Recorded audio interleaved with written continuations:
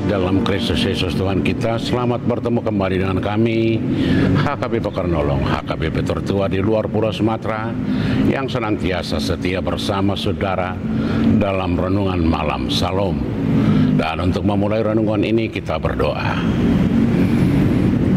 Kami puji Engkau Tuhan di dalam Yesus Kristus Tuhan kami yang memberikan kami hingga saat ini sukacita, waktu yang indah, firman-Mu yang senantiasa menguatkan kami hingga malam ini. Biarlah Engkau melalui Roh-Mu yang berkuasa dalam hidup kami. Di dalam Yesus kami berdoa. Amin.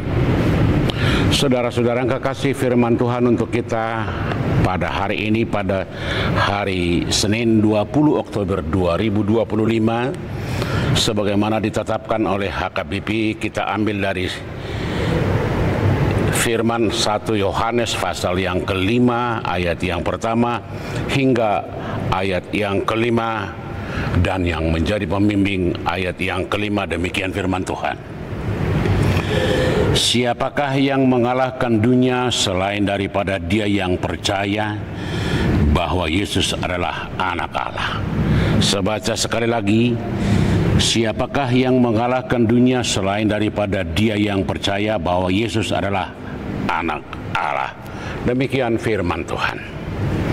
Saudara-saudara, renungan ini dituliskan oleh Rasul Yohanes untuk menguatkan orang-orang yang sedang dianiaya oleh berbagai penganiayaan, baik dari pemerintah Romawi pada zaman itu dan agama-agama yang seakan-akan tidak memperbolehkan kekristenan berkembang. Karena itu banyak orang yang merasa takut, merasa dikejar-kejar dan merasa tertindas.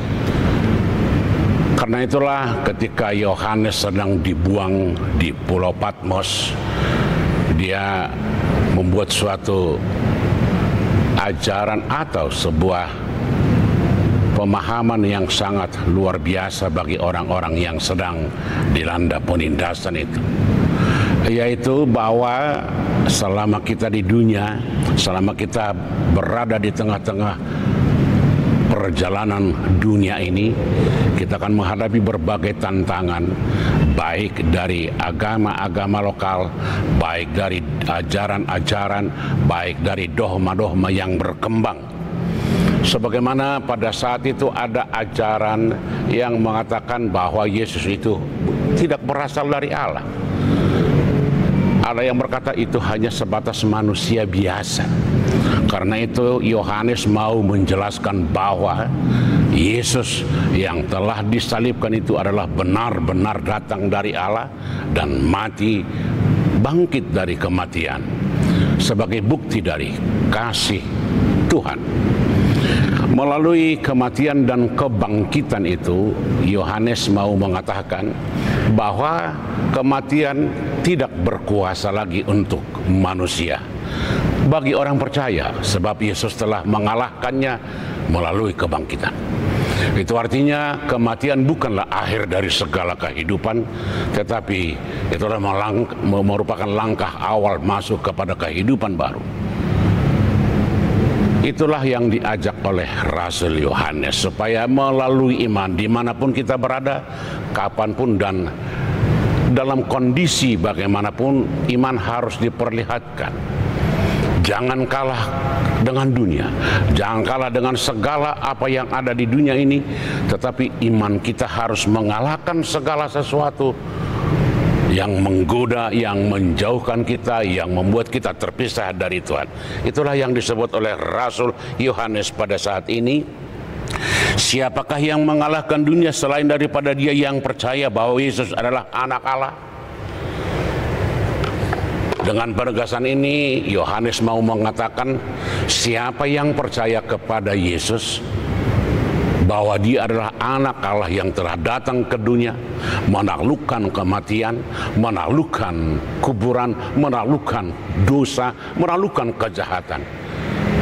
Sebenarnya orang-orang yang mempercayainya adalah orang-orang yang telah mengalahkan dunia ini, mengalahkan diri sendiri, mengalahkan dunia dengan segala ajarannya, mengalahkan godaan-godaan, mengalahkan kuasa-kuasa setan dan kuasa-kuasa kegelapan.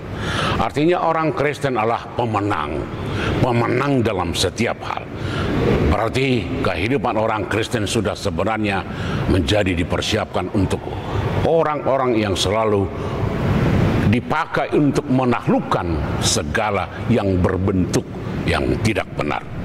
Menjadi pemenang itu ada perjuangan. Menjadi untuk berhasil itu harus mempunyai proses dan tahapan.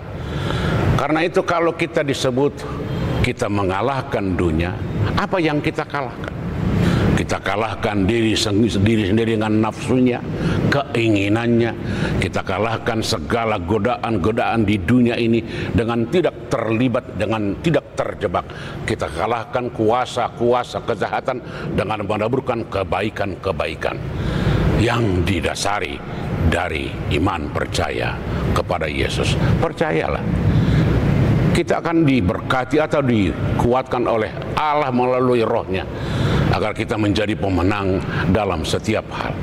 Menjadi pemenang itulah tujuan orang-orang percaya, itulah tujuan Allah. Pemenang bukan dalam arti pemenang dalam karier, dalam harta, dalam kekayaan, tetapi pemenang dalam iman, dalam kebaikan, dalam cinta kasih.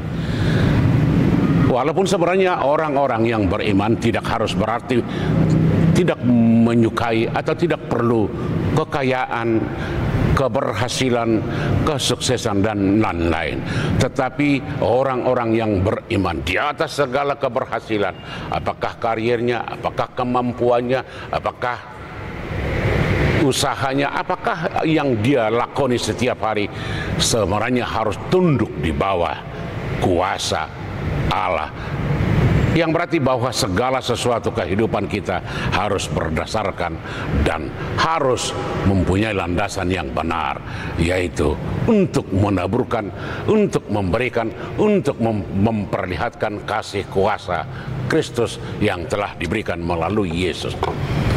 Kebangkitan Yesus dari kematian, itu artinya mengalahkan kematian. Itulah gambaran yang konkret bagi orang-orang percaya bahwa kita juga mampu mengalahkan segala yang bisa mematikan kita, dan kita bangkit kepada kehidupan yang lebih baik, kepada iman yang lebih kuat, dan kepada pengharapan yang senantiasa berakar dalam iman percaya kita. Amin. Kita berdoa. Kami bersyukur Tuhan untuk firman-Mu malam ini, karena Engkau mengingatkan kami bahwa anak-Mu Yesus telah datang ke dunia untuk mengalahkan dunia ini. Dengan demikian, orang-orang yang Engkau kasihi, orang-orang yang beriman kepadamu adalah orang-orang yang mampu menaklukkan segala kuasa-kuasa dunia ini dan segala kejahatan, dosa, dan kegelapan. Mampukan kami untuk hidup bersama anak-Mu Yesus, mampukan kami untuk melakukannya. Hanya di dalam Yesus kami berdoa. Amin. Anugerah Tuhan kita Yesus Kristus, kasih setia Allah Bapa, dan persekutuan dengan Roh Kudus kiranya menyertai saudara-saudara sekalian. Amin.